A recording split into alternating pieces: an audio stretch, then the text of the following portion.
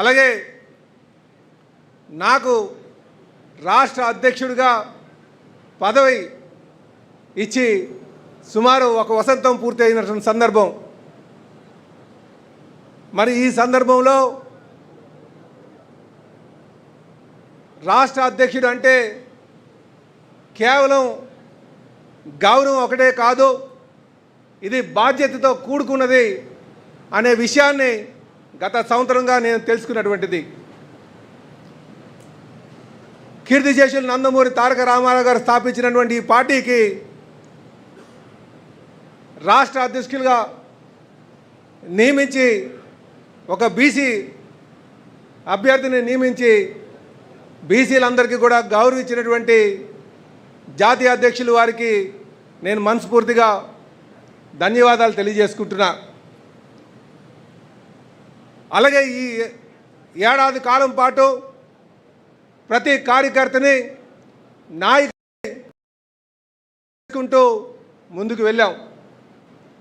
ఇంకనూ సమన్వయం చేసుకుంటూ అందరూ మన్నలు పొందే విధంగా ముందుకు వెళ్తామని చెప్పి ఈ సందర్భంగా తెలియజేస్తున్నా. అలాగే ఈరోజు మనకి ఒక స్థిరమైన నాయకత్వం, ఒక దృఢమైన నాయకత్వం జాతీయ అధ్యక్షులు శ్రీ నారా చంద్రబాబు నాయుడు గారి ద్వారా, యువ నాయకులు లోకేష్ బాబు గారి ద్వారా మనకుంది. మొన్న జరిగినటువంటి మహానాడు చూసుకుంటే కేవలం నాయకులే కాదు, కార్యకర్తలందరితో సమన్వయం చేసుకుని ఎంతటి కార్యక్రమమైనా సరే విజయం చేయొచ్చనడానికి అదొక నిదర్శనం. అలాగే ప్రభుత్వాన్ని పార్టీని సమన్వయం చేస్తూ మొన్న చేసినటువంటి వైజాగ్లో చేసినటువంటి యోగాంధ్ర సాక్షాత్తు ప్రైమ్ మినిస్టర్ గారే అటు చంద్రబాబు నాయుడు గారి కోసం, లోకేష్ గారి కోసం క్యాబినెట్లో మాట్లాడినటువంటి విధానం, ఇంత దృఢమైన నాయకత్వం, స్థిరమైన నాయకత్వం ఉంది కనుక మనం అందరం కూడా స్థిరంగా మనం ఆలోచన చేసి మనం 2029 లక్ష్యంగా ముందుకు వెళ్ళాల్సినటువంటి అవసరం ఉంది. అలాగే ఈరోజు చాలామందికి మనం చైర్మన్లుగా, డైరెక్టర్స్గా పార్టీ కోసం కష్టపడినటువంటి వారికి అటు శాసనసభ్యులుగా, శాసన మండలి సభ్యులుగా, పార్లమెంట్ సభ్యులుగా మనం పదవులు ఇచ్చాం. వాళ్ళకి ఈరోజు మనకి చిన్న చిన్న లోపాలు ఉండొచ్చు, కానీ పార్టీ ఇచ్చినటువంటి పదవుల్ని సద్వినియోగం చేసుకుంటూ కేవలం అలంకారప్రాయంగా కాకుండా 2029 లక్ష్యంగా ఒక స్థిరమైనటువంటి ఆలోచన చేస్తూ ముందుకు నడవాలని చెప్పేసి ఈ సందర్భంగా నేను కోరుతున్నాను. అలాగే ఈ ప్రపంచంలో ఏ కుటుంబంలోనైనా సరే లోపాలు ఉంటాయి, లోపాలు లేకుండా ముందుకు వెళ్ళడం సాధ్యపడదు. కానీ ఈరోజు లోకేష్ బాబు అన్ని లోపాలని సరిదిద్దుతూ ప్రతి కార్యకర్తని తన కన్న బిడ్డలాగా చూసుకుంటూ ముందుకెళ్తున్నటువంటి తీరు, ఎవరికైనా అన్యాయం జరిగితే ఖచ్చితంగా వాళ్ళ పక్షాన్ని నిల్చొని వారికి సముచిత స్థానం కల్పించే వరకు కూడా మేము ముందుకు వెళ్తామని చెప్పేసి ఈ సందర్భంగా తెలియజేస్తున్నాం.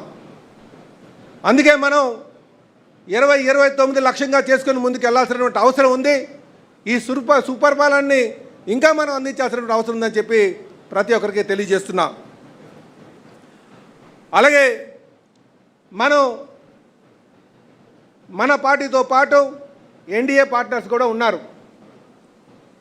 ఎన్డీఏ పార్ట్నర్సు చెప్పాలంటే మనం ఒక పెద్దన్న పాత్ర పోషించాల్సిన అవసరం ఉంది. మనకి సుమారు 1 కోటి కార్యకర్తలు ఉన్నారు, రిజిస్టర్డ్ కార్యకర్తలు.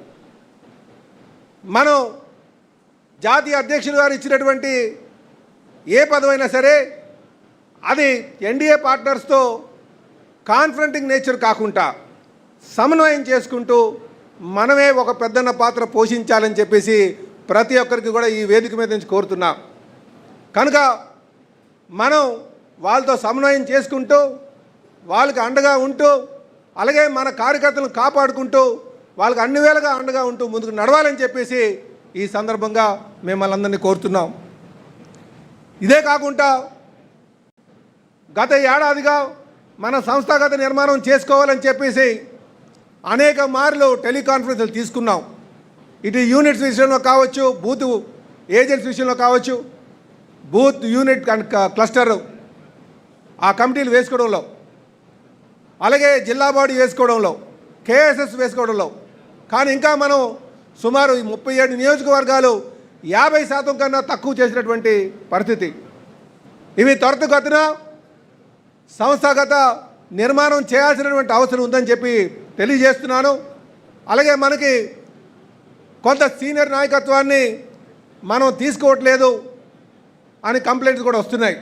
వాటిని కూడా మీరు సర్దిద్దాల్సినటువంటి అవసరం ఉందని చెప్పి తెలియజేస్తున్నాను. ముఖ్యంగా జోనల్ కోఆర్డినేటర్సు, పార్లమెంట్ అధ్యక్షులు ఇవి చూసుకొని ముందుకు వెళ్ళాలని చెప్పి కోరుతున్నాం. ఇదే కాకుండా ఈ సుపరిపాలన సందర్భంగా మనం సుపరిపాలన తొలి అడుగు అనే కార్యక్రమాన్ని ఒక నెల రోజుల పాటు తీసుకోబోతున్నాం. రేపు జూలై 2వ తారీఖున చాలామంది మరి ఫారిన్ ట్రిప్ పెట్టుకున్నారు. దయచేసి ఆ ట్రిప్స్ ఏమైనా ఉన్నా సరే, ట్రావెల్ ట్రిప్స్ ఏమైనా సరే ఈ నెల రోజులు పోస్ట్పోన్ చేసుకొని ఈ కార్యక్రమంలో భాగస్వాములు కావాలని చెప్పేసి ప్రతి ఒక్కరిని కూడా కోరుతున్నాం. సోదరులారా,